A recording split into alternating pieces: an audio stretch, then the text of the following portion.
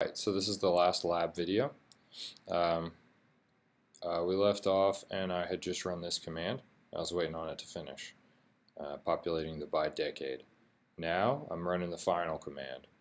So you can see here, I talked about it a little bit, but it's calculating the it's calculating the ratio by decade. So you can see I'm subtracting the decade, I'm filtering some of the results, and I'm only looking for things above 1900s. You can see I'm also writing the results to a local directory, the home Hadoop ngrams directory, so that way I have a file output. So there are a couple ways that you can do this. You can submit the results. You can either omit this, insert overwrite local directory, and just select and copy some of the command line output. You can copy the results, the end of the results, and give that to me. Or I actually get files out of Amazon using a program called CyberDuck, and it's an FTP utility or an SFTP utility. If you have anything like this, you can use it. So I'll walk you through CyberDuck real quick. I'll show you how I can get the files out. So I'm going to open it in a connection. I'm going to select SFTP from the options. If you have any SFTP tools, you can use those. This is my Elastic MapReduce cluster. So just how you got here from the home, EMR, ngrams, and then I need this. I need the DNS right here. So I'm going to use this DNS, and I'm going to use that as a server. See? The username is Hadoop, and I'm going to use, I don't need a password, I'm actually going to use public key authentication. And what this actually means is it's using the file that we made earlier. So I'm using the OU-PIM text. This is the file that I used to SSHN, remember? This is the file that I used to access it. So I choose that file and I connect. It's successfully logging in, and here you see all of my folders on my file. And you can actually see it's not populated yet because it's not done, but it'll output the ngrams to a folder right here.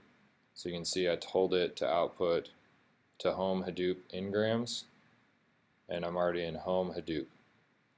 So as soon as this is done, this is job 2 out of 2 right here, so it's actually just running the reducers, it's running that ratio. So you can see the map was really fast here. The reducers are what takes a little longer. Oh, there we go, looks like it's already done.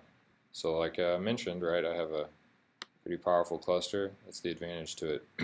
Now you can see the ngrams folder. This is my result set right here.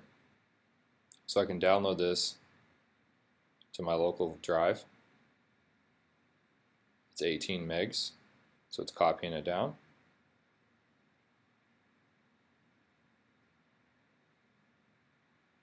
And you can use anything to open this. OS X obviously doesn't really know. Oh, yep, there it is. So you can see it outputs it pretty poorly, but these are my top trending words. If I use something a little better, like Sublime text to open from my downloads, that's it right there. There it is. So you can see the SOH is my, excuse me, is my delimiter. It's 1900. So radium, ionization, automobiles, petrol. You can see these are all my 1900s. It did the top 100, something like that.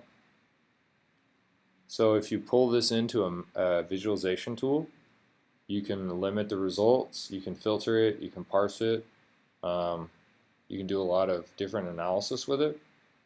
You see I brought back 35,000 records.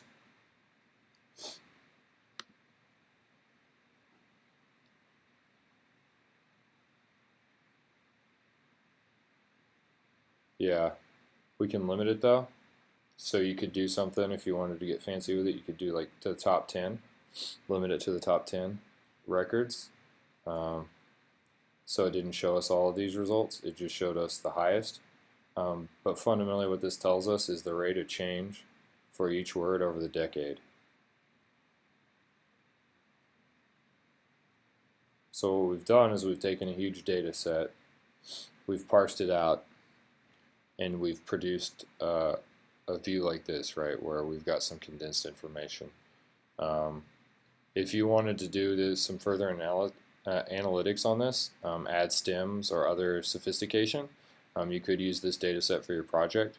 I'd expect that it was sort of filtered and parsed more, so maybe that you figure out some way to sort of figure out the top trending and limit the data set somehow, make the analysis a little more sophisticated somehow, and visualize it, of course, export it to a visualization tool, and that would be acceptable. Alternatively, you could explore some of the other data sets that I called out, the 1,000 genomes or the corpus crawl, to do. Again, if you don't have a tool to copy this off, let me show you what yours should look like.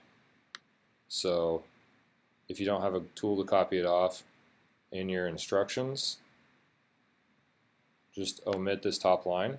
So we just want to run this command right here. We'll want to run that, and it'll give us all of our output straight to the command line, which would be a huge amount of information. So we're going to get spammed here.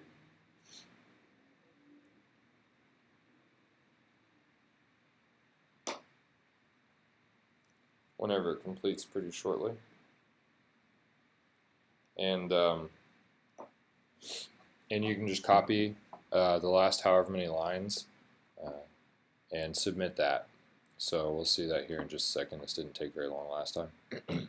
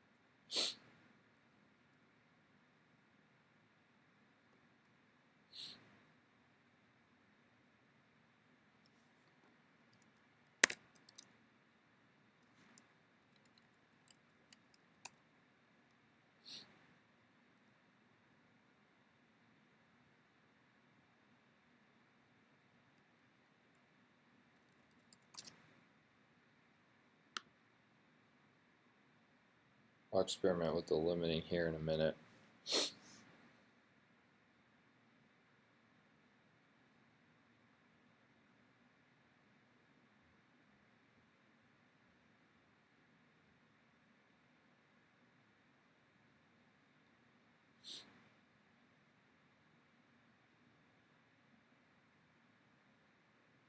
Yep, so you see we're getting a crazy amount of output here.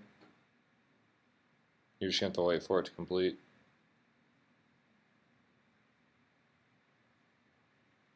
See, I clicked something. There we go. So for your submission, you don't have to copy the whole thing. Just copy the last big chunk here. Just copy it like that right there. Copy it out. Open up a new Word.